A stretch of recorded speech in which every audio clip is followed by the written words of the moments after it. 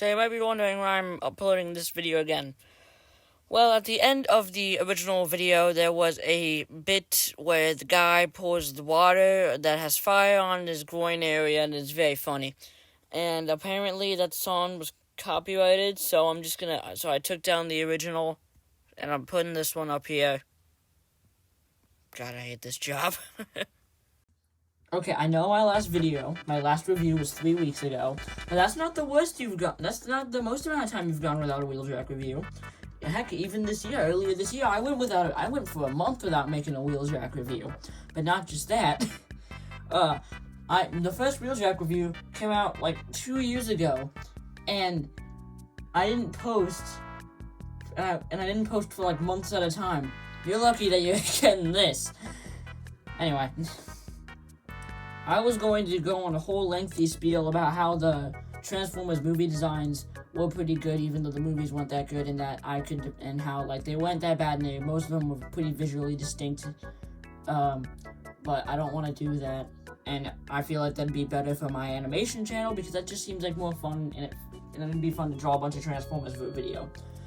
But I also have another video planned to come out on that channel this month, so I'm not sure if I'm gonna do both or just one, but it's good. It's one of those. Both videos are gonna get made anyway. Anyway, speaking of the movies,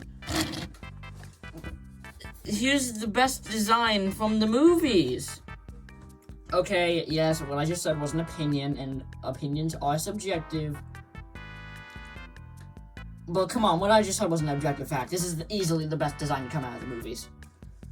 I mean, yes, as much as people despise those designs, I always found them very visually cool looking.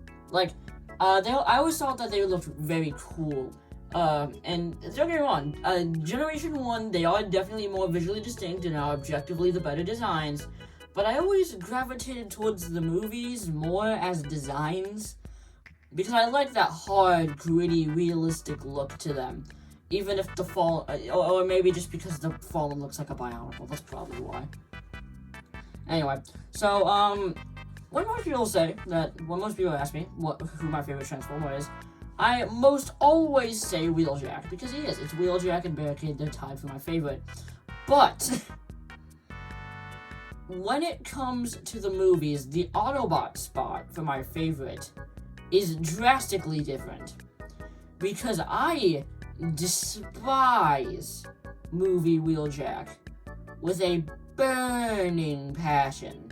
I hate Q. I hate that he looks like Albert Einstein. And I hate how he dies. I hate seeing his mangled head fall off of his dead body. So when it comes to the movies, my favorite Autobot is easily Sideswipe. Mainly for one reason. Because he's badass. Look at the scene, he cut him sideways in half. I guess he's no longer sideways, I guess he's just halfways. This is my job. Anyway, on to the toy. So, this is Studio Series. Don't know the number because I really have not been keeping up with them. Sideswipe. And, yeah, he sure is a nice looking car. I know this is licensed and all, but I really don't care if a car mode is licensed or not. Ignore me trying to fix my background in the background. I really don't care whenever a card mode is licensed. It's always nice. It is always nice when a card mode is licensed, because that means that it can be as accurate as possible. But when it comes to the movies, again, I've been saying that a lot this video, where most alt modes didn't even show up for more than 10 minutes, it never really bugs me when an alt mode isn't too overly accurate or too overly inaccurate. Coming to mind, Studio Series Dino. I don't have him, but I am planning to get him because I really like his design. He does not turn into, I think it's a Ferrari, it's something. He turns into something that, yeah, he turns into a Ferrari. But Hasbro can't make Ferrari toys, because that's Mattel's, because Mattel owns the rights to make toys of Ferraris. So what they did was they just used his car mode from the video game, which I think is a much better compromise than just making the same car as just making a Ferrari but without the logo, because it does not risk them getting sued. But as I was saying, when I remember one of my friends, I'm not gonna say his name, but he got really mad over the fact that they did not make Dino a Ferrari in Studio Series, and I was like, dude, do you know how much crap they'd have to go through to make that happen? Anyway, under the car mode. It's good. The paint is nice, and the seams, even though I don't like to peg in too overly well, especially the blades here, you probably didn't even know those were blades, but they don't peg in too overly well, but to be honest, I say that the seams are actually pretty pleasing, especially comparing to the new Studio Series Hot Rod that just came out. That alt mode, as impressed that I am that they were able to get both modes looking that sleek, those seams, man, it's like Universe Ironhide all over again, except one part of the toy is actually really good. But with this, the seams are really good. Genuinely impressed how well they were able to do this. This is the Dark of the Moon. No, this is the Revenge of the Fallen one, because the Dark of the Moon one is a convertible. This is the Dark. No, this is the. This is the Revenge of the Fallen one. Yes. Because the second, because I remember in the Dark of the Moon, he had no roof and a spoiler to be able to increase his speed. What? You don't care about me. Anyway, it rolls as rolling things should. Vehicle modes should roll. I only realized recently that because in pretty much all my Transformer reviews that are cars, I say it rolls as rolling things should. I've tried to, because I know I got it from somewhere, and I tried figuring out for years where I got that, and I started going through old toy reviewers I used to watch, and I found MGO, and then I was like, oh yeah, that's where I got it from.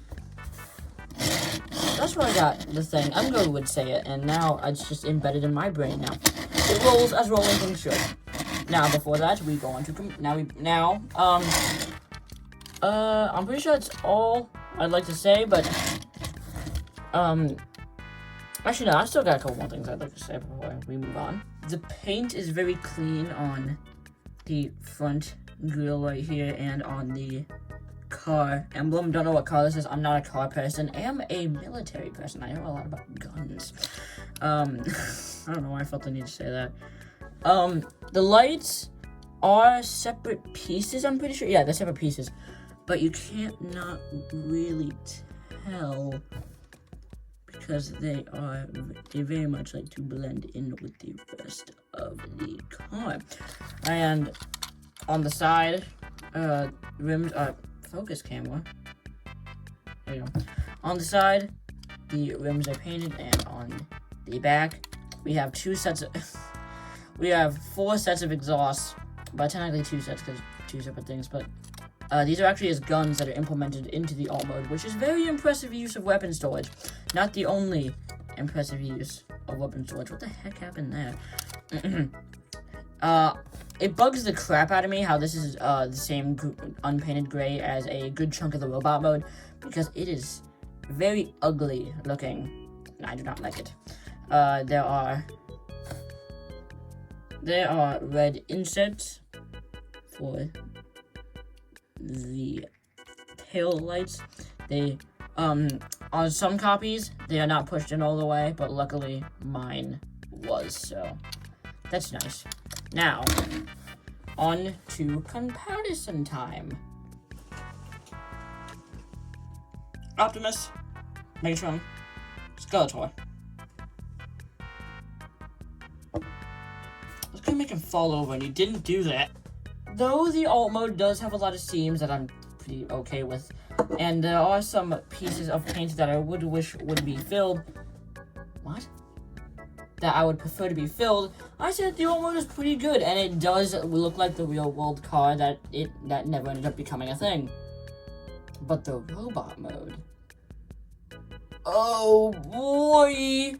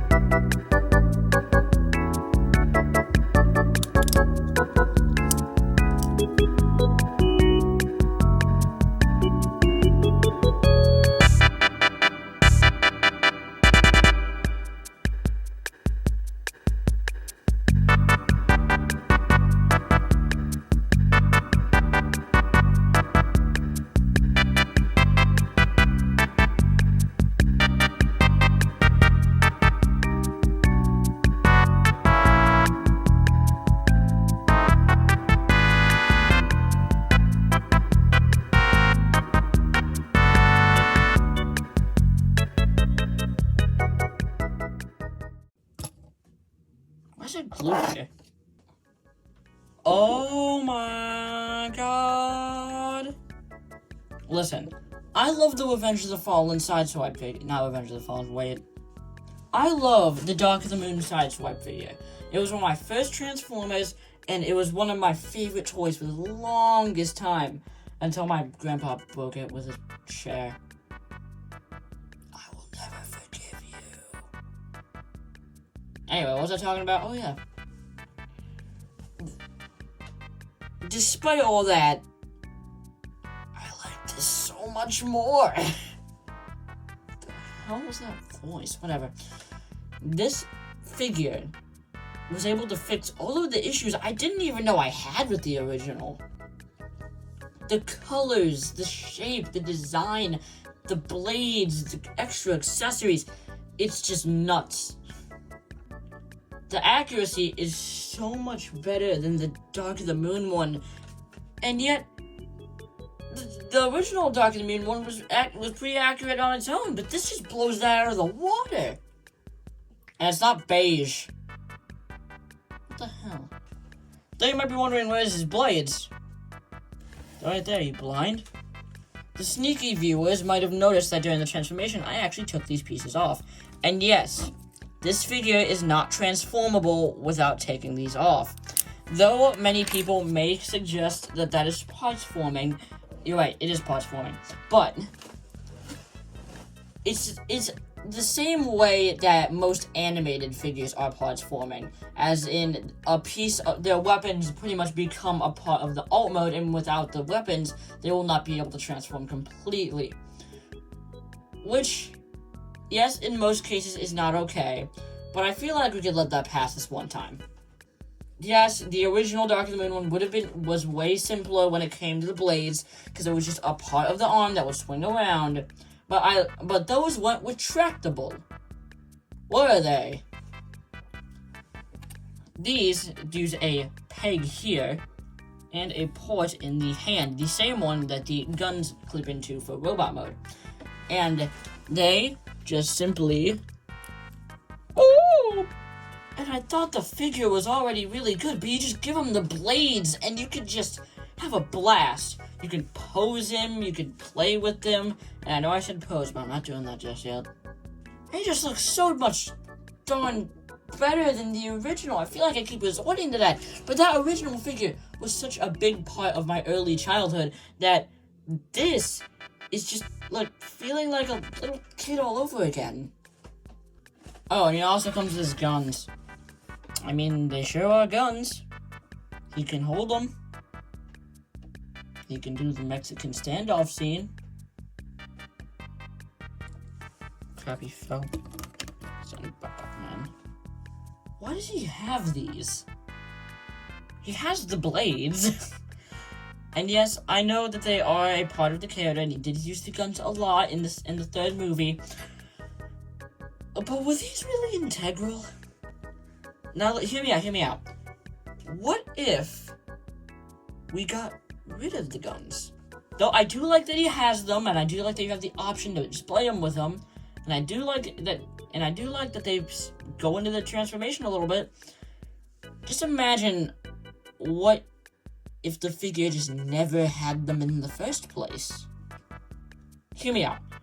What if all of the extra budget that went into the guns could have gone into something like maybe adding a few more pieces for the blades to be able to transform without you taking them off?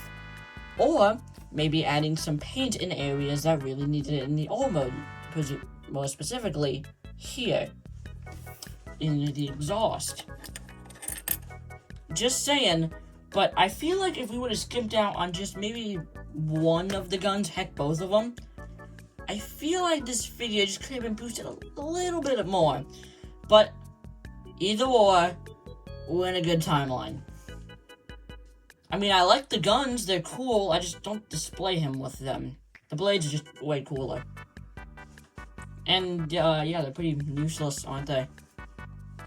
But, you might be wondering, what do you do with all these blades and the guns? Well, you can actually store them all in the robot. Weapon storage in Studio Series. This is unheard of. First, the swords. You can use these pegs on the blades and peg them into these little slots in these wings. Though it does fill out the wings more and makes them more accurate to the... What am I saying, though? They just do. They fill out the wings, and they make them more accurate to the movie. But he will not be able to use his blades when he has them on his wings. That's just common sense, no, you didn't need to say that. Again, I feel like we got rid of the guns. Maybe we could have added another piece that could have slided out of the wings to give him more accurate wings. But, again, I don't really care. Okay, now on the guns. What's the most American thing I've ever said? Jeez. If you open up all of his little flappy flaps, you see that there are 2 ports on each side of this little rut here that you can just extend out.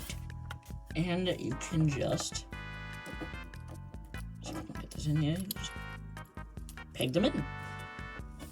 Though do take note, even though it does not look geometrically possible, the handles of the guns do pop out, are supposed to be sticking out of the back like this, and even though it doesn't look possible, it is the correct way to fold this piece in like that.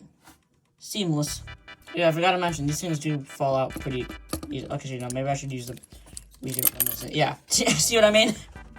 Oh, it's time for visibility. Ball joint at the head, so you can get all that wiggly waggly movement. I realize I also got that from Remco. Ball joint at the boobies. This is my job. Ball joint at the shoulder and hinge joint at the shoulder. Swivel at the bicep and elbow bend. You can do the... I didn't realize this until, well, I was filming. He has a waist swivel. Cheeky. Ball joint and swivel at the hips. 2 knee joints to get the aerodynamic movement, though they are rather limited. You can go about that straight and go about that bent for both of them.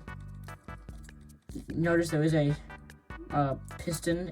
This part's just hollow and it just kind of fills it in, but this piece is on a hinge joint. That changes nothing. No ankle pivot. How could they? Not like how could they, but like how could have they engineered? There goes one of the guns. Okay, how could have they engineered one of either of the feet to do the thing? Like that's impossible. Ball joint at the wings and hinge joint at the base of the wings. Oh yeah, now this tabs in. It's probably the worst issue I have with this figure. This touches like flappity flap flap. Okay, that's it. Comparisons. Optimus, Megatron. It's really tall. Skeletor. Though this figure does have a lot of issues, and I mean a lot of issues, and I feel like there could have been parts of the figure that could have easily been ratified if we just would have gotten rid of the guns. I love this figure. And I feel like that's a general consensus. The earlier version of the Studio Series 1, you know, the one that was that color, and was a convertible for Dark of the Moon, I think. I think it was that, yeah, it was that one. That, everyone already loved it, but the common consensus was that the colors weren't too great. Then this one comes out, and the colors are amazing, so sins are ratified.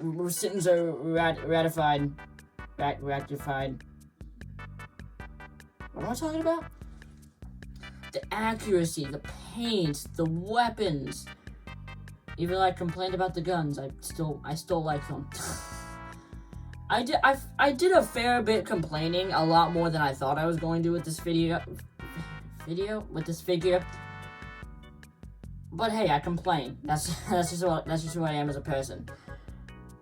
And I'm very critical with things, but I love this figure. I've never met a person in my life who said that they hate this figure, and if you do, please leave a comment. I'd love to hear your opinion. And yeah, this figure is genuinely a surprise. Though Studio Series scalpers are one of the worst things on all of existence, this is great. If you can find it for its original price, heck, maybe like $40, even like double its original price, I'd still say get it. Though it is certainly not like Masterpiece level or Human Alliance level, this is still easily one of the best figures. This is still easily one of the best figures in the entirety of Studio Series. Would I recommend it? Yeah. Even if you get it for double the original price, I'd say it'd still be worth it. That's how good this figure is. Anyway, that's all from me. So, that being said, I give this figure a mannequin out of Muckman. That's a good rating, I swear. Okay, bye.